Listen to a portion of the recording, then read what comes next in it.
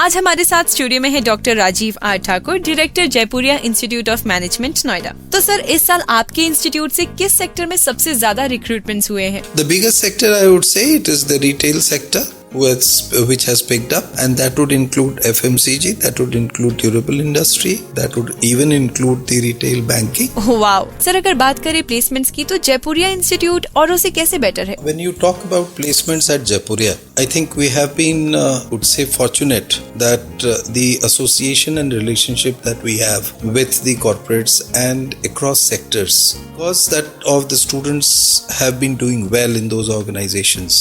Bondage has really grown and it has grown stronger. And when I talk of specifically of this 2012-14, had more than 97% of percentage of placement which has taken place.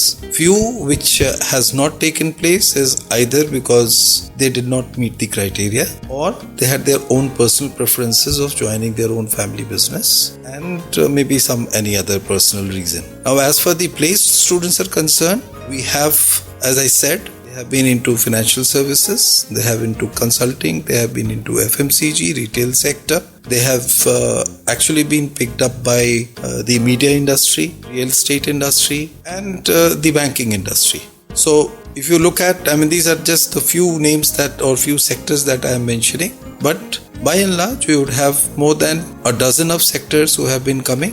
We have more than 200-250 companies who come on the campus for recruitment. Oh, brilliant. Sir, हमारे listeners जो MBA pursue करना चाहते हैं, आप उन्हें क्या message देना चाहेंगे? उनके लिए हमारा मैसेज ये होगा कि आने वाले समय में संभावनाएं बहुत ज्यादा बढ़ने वाली हैं और जरूरत इस बात की है कि हम उन संभावनाओं को समझें और अपने को उस अनुरूप तैयार करें। मैं हर समय अपने बच्चों को ये कहता हूँ कि आप में वो स्किल सेट्स डेवलप होना चाहिए या एज एन इंस्टीट्यूशन हम उनमें ऐसा स्किल सेट डेवलप करना चाहते हैं जो कि इंडस्ट्री के लिए उपयुक्त हो, उपयोगी हो, जिसको इंडस्ट्री नेग्लेक्ट नहीं कर सकता और रादर कि हमारे बच्चे या एज ए इंस्टीट्यूशन हम जाकर इंडस्ट्री को कहें कि आप हमारे बच्चों को देखें या हमें पिकअप करें।